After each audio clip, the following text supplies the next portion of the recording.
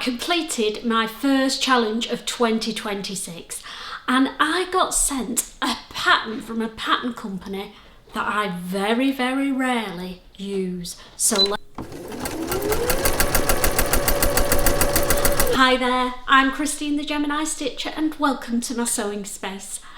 Yes, challenge number 1 of the Meet 9 Challenge 2026, tick complete. I did a pattern swap challenge with Vanessa from LULURASC. So I sent Vanessa a pattern. If you want to see what Vanessa did, I watched hers last night and it is amazeballs. So pop over, I will put the link below to Vanessa's vlog. Really, really interesting, really in depth and lots of tips in there as well. And she created an absolutely stunner of a garment as well. So Vanessa sent me a pattern and she sent me the Noa Pinafore from Tilly and the buttons. Now, I love pinafore patterns, but I'd steered clear of the Noa because when I've used Tilly and the buttons in the past, the fit's not been that great on me. So obviously I need to work on fit with this one. But before we talk about my fit, let's have a look at the pattern details together. Apologies if I start looking down because I've got my trusty iPad here with all the deets on. So I'm going to read out the description for the Noa and pop a few stock images up here for you so you can get a true feel for this garment before we chat about my version. The Noa is a semi-fitted pinafore dress from Tilly and the Buttons. It's got princess seams down the top bodice and a pencil style skirt. Now, it's semi-fitted at the waist with a buckle detail on the back to cinch it in and give you a nicer silhouette. You can have 2 neckline options. There's a V-neck or a high round neck, and there's 2 length options. There's a mini option or a knee length option. The sizing is from a UK 6 up to a 34, which is a great size range, and you're going to need between 1.7 and 2.3 meters of fabric. So on a previous vlog, I discussed the fabrics that I potentially wanted to use for the Noa. So let's have a little recap of the fabrics that I'd picked out of my stash. The first option that I gave myself was this gorge floral denim that I got from Fabworks earlier in the year, and that was option number 1. Option number 2 was some green needle cord from Roy's that I got from the Quilt Festival last summer. And option 3 was some rust jumbo cord that's been in my stash for ages. So which one did I choose? If you watched my vlog on Monday, you probably already know. But for those of you who haven't, let's go through them. So I didn't use the jumbo cord because I thought it was a little bit too chunky monkey for it, but I have used it to make a toile of the bodice and we'll discuss that in a minute.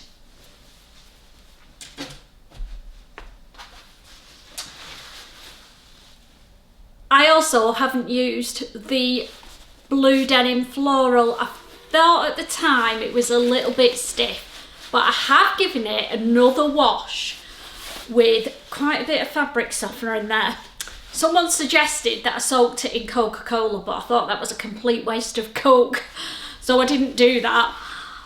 And it has softened up a bit, so I am sort of verging on making another one for the spring in this.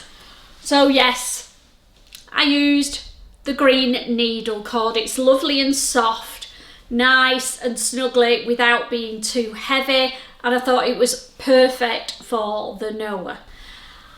So let's talk about sizing. My body measurements are a bust of 35.5, a waist of 30, I wish it was 28, and hips of 39. So I fit perfectly into a Tilly and the Buttons size 4, but I was a little bit worried because when I've made Tilly patterns before a couple of times, they've come out huge. So it was interesting to see how that body splot worked when it was a fitted garment, because the other two things that I made were, one was a sweatshirt and one was a loose fitting dress. So a completely different aesthetic, and I wondered if their block might work better on a fitted garment. Fingers crossed. So I made a toile just of the bodice in a standard size 4. Here we go. I've got it on and it's okay. I like how it fits around my bust. I'm happy with the depth of the V because I've gone for the V-neck version. It's a bit wide at the shoulders, so maybe that needs adjusting a little bit. And at the back, it's gaping a little bit round the arms. So what am I going to do? Because I want this to fit perfectly. Now, I could go down a full size and go down to a size 2, but then I'm going to be strangling my boobs.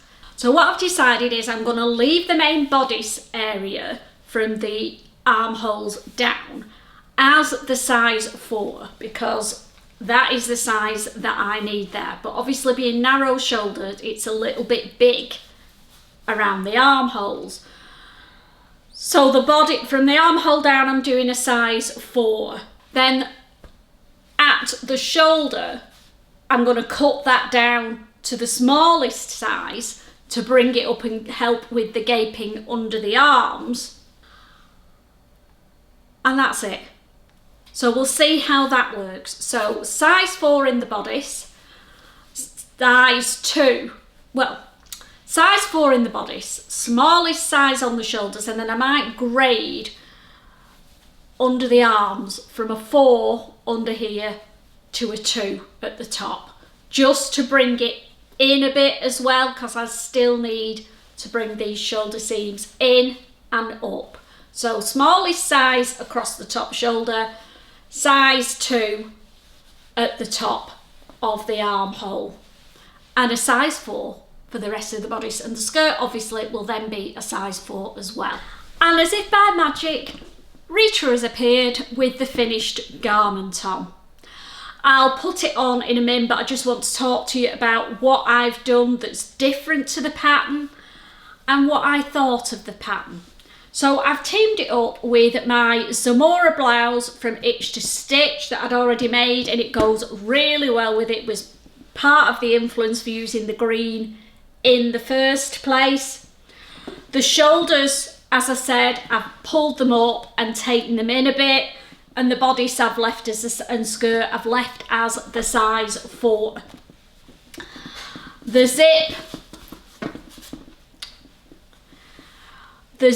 that I've used is a continuous zipper tape in rose gold, and I love it. So I thought I might have to do some sort of end stops at the top, but actually because it sews into the seam at the top, the zip stops at the top and doesn't come off, so I didn't need to do anything else. Easy to put in. And then I've done some decorative top stitching in a copper colour embroidery thread either side of the top of either side of the zip. And apart from that, the only other thing I've done is put pockets in, because I love a good pocket, and I've done them in the viscose fabric to match the blouse.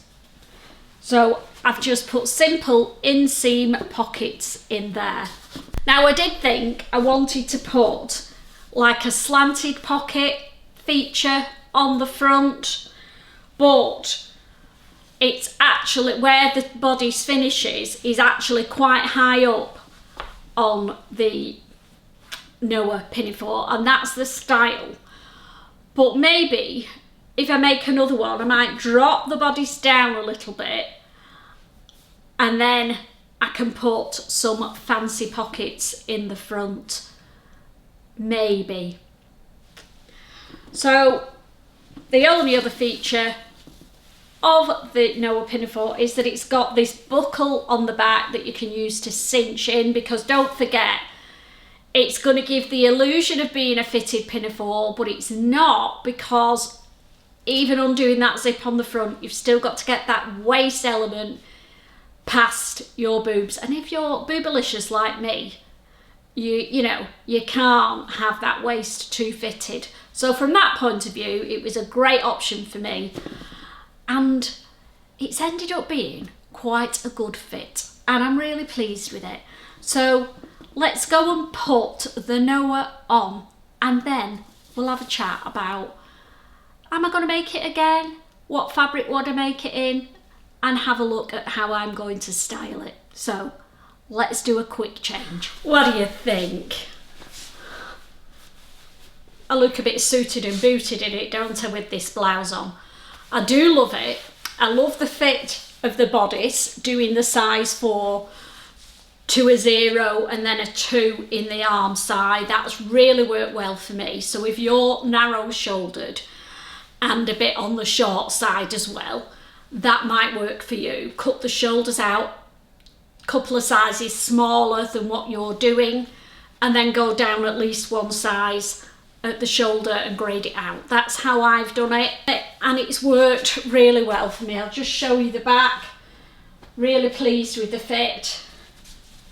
Loving my pockets.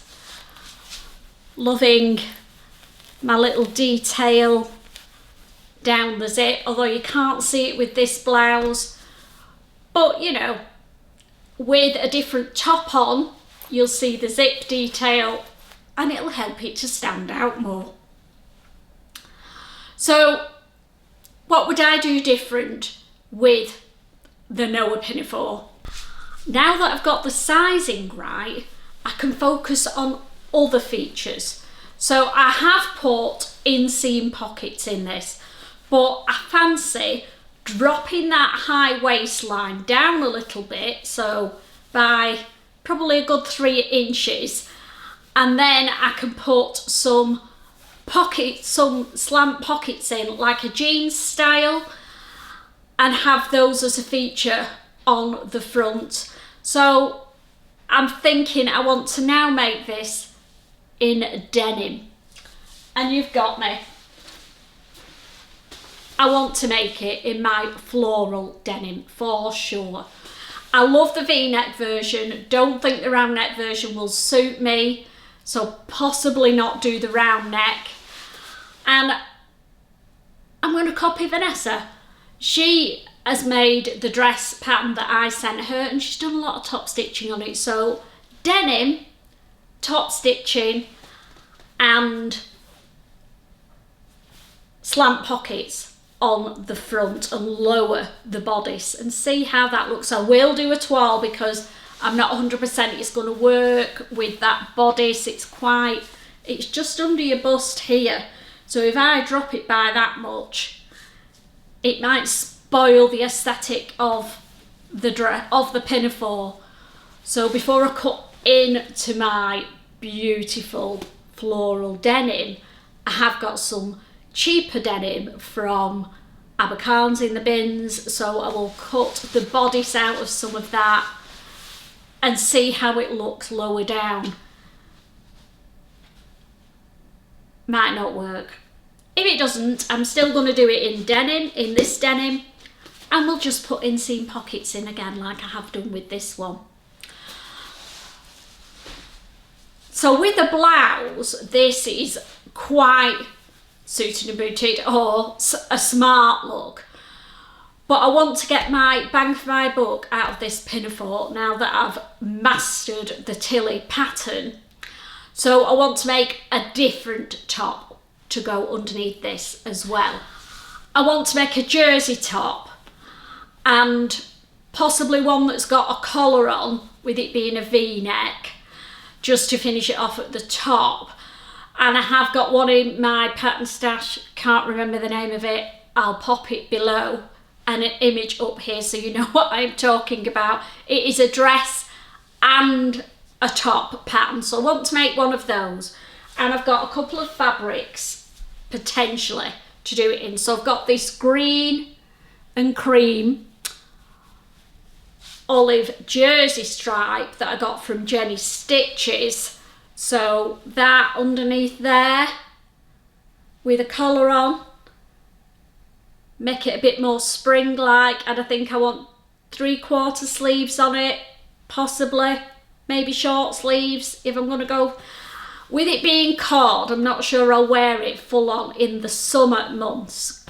It'll look like I've got something wintry on, I think, but spring and autumn, I definitely wear it. So if I do a 3/4 sleeve, that could work really well as a casual look. Or the other option I've got is this. Oh, look at that. This is fabric I got from the Fabric Obsession. They haven't got it in, it's sold out like wildfire. And I got it in this beautiful autumnal colours. So for the autumn, that could work, couldn't it? So do one in the stripy green and one in that as well. Maybe a different style of top or the same. And then when I do the blue floral one, I got the same fabric in blues and purples. Look at that. So what do we think? That as the pinafore with that as a top underneath for spring. I think I'm loving that one together. Let me know what you think.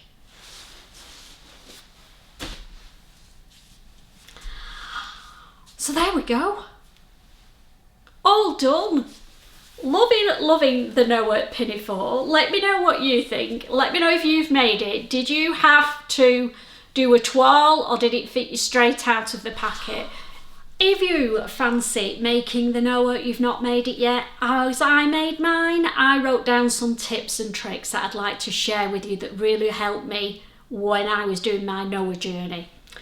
So the first one is the obvious one. Make a toile of the bodice in the size that you best fit into, and then you can tweak it before you cut into your precious fabric. Use a continuous zipper and cut to size once you've sewn it in, and if you're lucky you don't need to put end stops on the top, because mine just, it sews into the seam and that stops the zip coming off on its own. I bound the facings on the inside of mine. You can overlock it or do a zigzag stitch. Binding those seams just gave it that professional finish on the inside, and you can play around with bright coloured bindings as well for a pop of colour. Remember to do your understitching where it tells you to, particularly around the armholes, and if you've got bulky fabric, grade all your seams so that they lie nice and flat. Now, the instructions for attaching the bodice to the skirt are very good, but I've got a little way that I did it that made the princess seam on the bodice has to line up with the dart on the skirt, front and back, and the side seams.